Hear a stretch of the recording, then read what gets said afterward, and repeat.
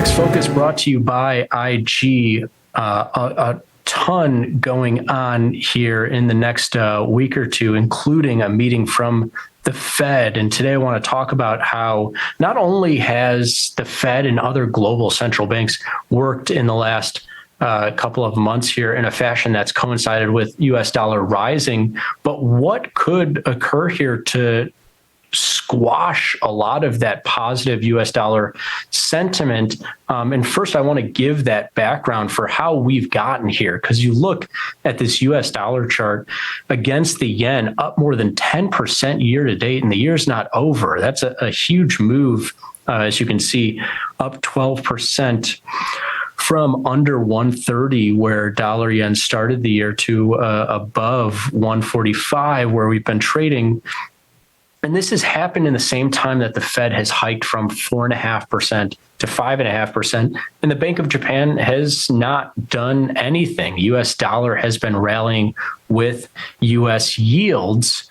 And then you also rope in the strength that US dollar has been seeing relative to regions where their central bank has been hiking interest rates. The European Central Bank actually just hiked a week ago, 25 basis points. So why is the US dollar seeing strength against the euro as well? As you see here, euro US dollar back down close to unchanged on the year after it was up all the way above 112, now down under 107 in recent trade.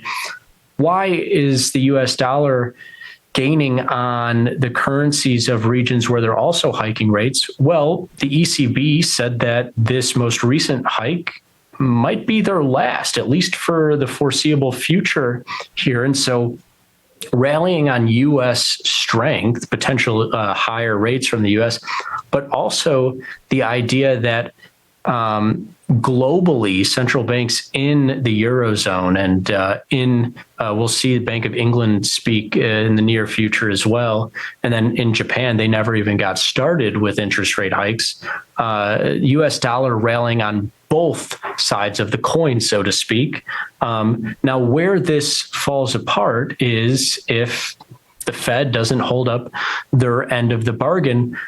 Now, they're not expected to hike at the September meeting. You can see the most recent odds from the CME Group futures markets showing a 99% likelihood that they stay where they're at right now at 5.25% to 5.5%. So what's holding up this US? If they're not likely to hike and the Eurozone just hiked, why are we seeing dollar strength relative to the euro? Or if they're not expected to hike, why are we rallying against Japan? They're not expected to hike either. Well, there is a greater expectation that the Fed might hike here again in 2023.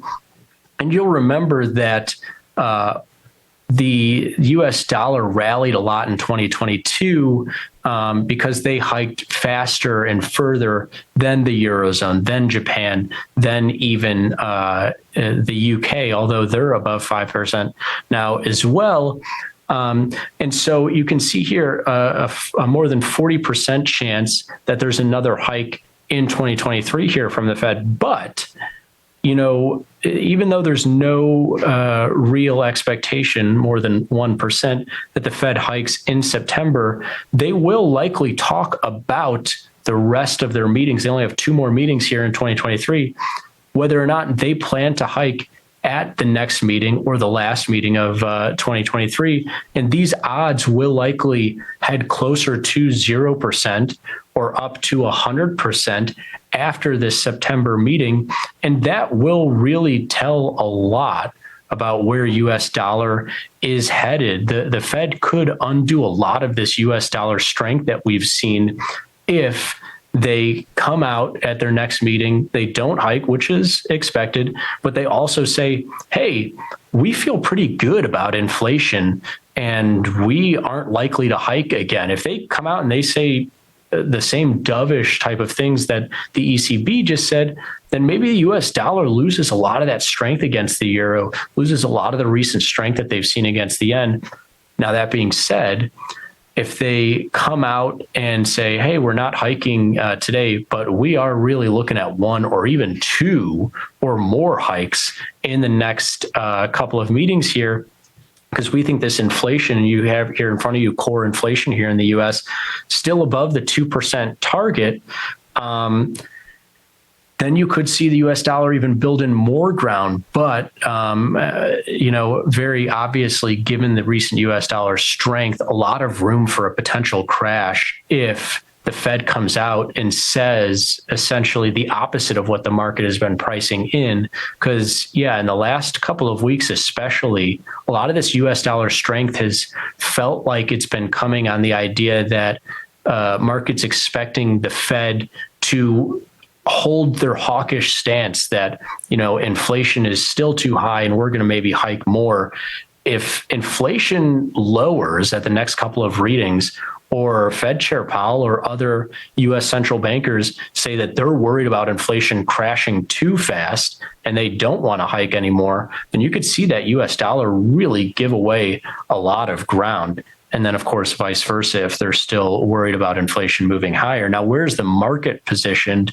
Well, you see here that 76% of IG clients with dollar yen positions are actually short that US dollar, as traders thinking that US dollar could fall, maybe as a result of Fed dovishness, or maybe as a result of coming lower economic measures, lower inflation, maybe lower GDP. That would likely have a knock-on effect of some US dollar pessimism there. But you can see more than 3 out of every 4 traders with dollar yen positions on the short side of US dollar. We'll see if the Fed either undoes this US dollar strength and sends it into a bit of a crash mode at the next meeting, and we'll see where the trade is from there.